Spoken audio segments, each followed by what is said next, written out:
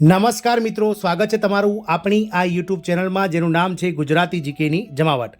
આજના વિડીયોમાં આપણે વાત કરીશું મિત્રો, ઘણા લાંબા સમયથી જીએસઆરટીસી ડ્રાઈવરના લેખિત પરીક્ષા આપીને જે બેઠેલા ઉમેદવારો છે તેઓ લેખિત પરીક્ષાના મેરિટની રાહ જોઈને બેઠા છે.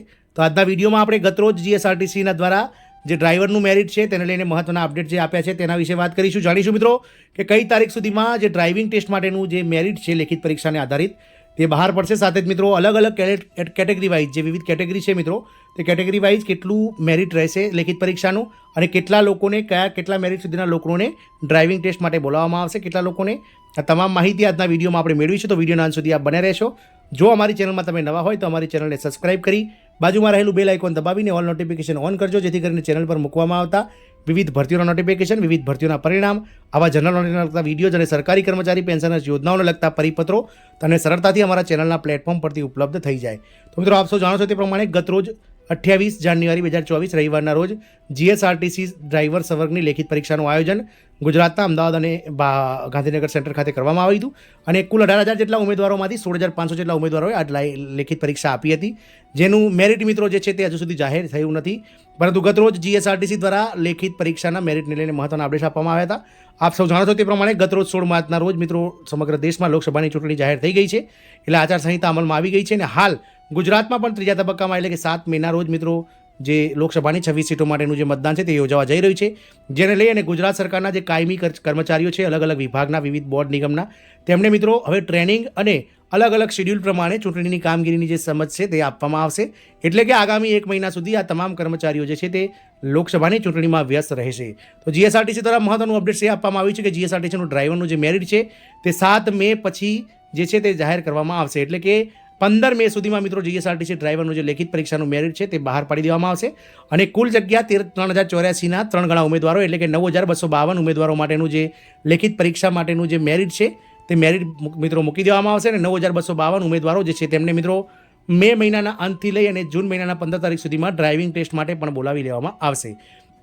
તો આપ સૌ જાણો છો તે પ્રમાણે મિત્રો અત્યારે વિડીયોમાં આપણે વાત કરી તે પ્રમાણે 15 મેથી લઈ અને 15 જૂન સુધીમાં આ મેરિટ બહાર આવી જશે અને જે ડ્રાઇવિંગ ટેસ્ટ માટેની જે મિત્રો 9,252 ઉમેદવારોની જે અલગ અલગ જે કેટેગરી વાઇઝ મિત્રો સિલેક્ટ થશે તેમને ડ્રાઇવિંગ ટેસ્ટ માટે પણ 15 મેથી લઈ અને 15 જૂન સુધીમાં બોલાવી લેવામાં આવશે. સાથે જ મિત્રો ડ્રાઇવિંગ ટેસ્ટ પત્યા પછી 1.5 ગણા ઉમેદવારોને જે 4500 કરતાં વધારે ઉમેદવારોને ડોક્યુમેન્ટ વેરિફિકેશન માટે છે, તો એ પણ કાર્યક્રમ મિત્રો આગામી જુલાઈ મહિના સુધીમાં સમાપ્ત કરી અને ઓગસ્ટ 2024 સુધીમાં ડ્રાઈવરોને મિત્રો જે છે તે પોતાની ફરજ ઉપર હાજર કરી દેવામાં આવશે. આવું જીએસઆરટીસીના અંગત સૂત્રો દ્વારા જાણવા મળેલ છે. મિત્રો જાણીએ આગળ કે કેટલા મેરિટના ઉમેદવારો છે વિવિધ કેટેગરી વાઇઝ તેમને લેખિત પરીક્ષા માટે બોલાવવામાં આવી શકે છે.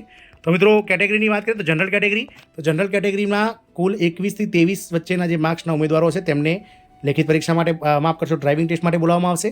ઓબીસી એટલે કે સામાજિક અને શૈક્ષણિક રીતે પછાત વર્ગનું 17 થી 20 વચ્ચે મેરિટ અટકી શકે છે. ઈડબ્લ્યુએસનું મિત્રો 15 થી 18 માર્ક્સની વચ્ચે મેરિટ અટકી શકે છે. એસસી એટલે કે શેડ્યુલ કાસ્ટ અનુસૂચિત જાતિનું મેરિટ 15 થી 18 વચ્ચે અટકી શકે છે. એસટી એટલે કે અનુસૂચિત જનજાતિનું મેરિટ 11 થી 14 વચ્ચે અટકી શકે છે અને એક્સ આર્મી મેન તેમજ દિવ્યાંગ ઉમેદવારોનું જે મેરિટ છે તે મિત્રો 7 થી લઈ અને 10 માર્ક્સ વચ્ચે અટકી શકે છે. મિત્રો આમ ડ્રાઇવિંગ ટેસ્ટ માટે મિત્રો કુલ 9,252 ઉમેદવારોને બોલાવવામાં આવશે. ડ્રાઇવિંગ ટેસ્ટ કુલ 50 ગુણનો રહેશે, જેમાંથી 37 ગુણ લાવવા ફરજિયાત છે. મિત્રો લેખિત પરીક્ષામાં મેળવેલા 40 ગુણના 40% અને ડ્રાઇવિંગ ટેસ્ટમાં મેળવેલા ગુણના 60% એમ કરી અને કુલ 100 માર્ક્સનું મેરિટ બનશે અને આ 100 માર્ક્સના મેરિટમાં જે ઉમેદવારો ટોપ પર આવતા હશે વિવિધ કેટેગરી વાઇઝ તેમને જગ્યાના 1.5 ગણા ઉમેદવારો એટલે કે લગભગ મિત્રો 4600 જેટલા ઉમેદવારોને ડોક્યુમેન્ટ વેરિફિકેશન માટે આગામી સમયમાં બોલાવવામાં આવશે. તો આ એક મહત્વના અપડેટ જીએસઆરટીસી દ્વારા જાહેર કરવામાં આવ્યા હતા, તેને લઈને આ વિડીયો બનાવ્યો છે. આશા રાખીશું કે જીએસઆરટીસી ડ્રાઈવરની જે સંવર્ગની જે લોકોએ પરીક્ષા આપી છે જે ઉમેદવારોએ અને જેઓ ઘણા લાંબા સમયથી લેખિત પરીક્ષાના મેરિટની રાહ જોઈને બેઠા છે તેમને હજુ પણ મિત્રો 1 થી 1.5 મહિના જેટલો સમયની રાહ જોવી પડશે, કારણ કે હાલ લોકસભાની ચૂંટણી જાહેર થઈ જતાં આચારસંહિતા લાગુ થઈ ગઈ છે. એટલે કે હાલ જીએસઆરટીસી એ પોતે એક સરકારી વિભાગ હોવાથી તેના કર્મચારીઓ પણ મિત્રો આ ચૂંટણીની કામગીરીમાં ફરજ બજાવશે. તો તેમને પણ મિત્રો આ ચૂંટણીની કામગીરીને અનુરૂપ જે તાલીમો અને ટ્રેનિંગ આપવાની હોય છે તેમાં એ અધિકારીઓ અત્યારે સામેલ થશે અને તેઓ જ્યાં સુધી આ લોકસભાની ચૂંટણી 7 મે પૂરી નહીં થાય ગુજરાતમાં ત્યાં સુધી તેમાં જોડાયેલા રહેશે.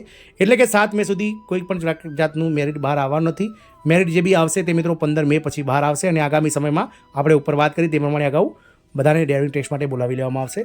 આશા રાખીશું કે આ માહિતીથી આપ થોડા સંતુષ્ટ થશો. જય હિન્દ, અસ્તુ.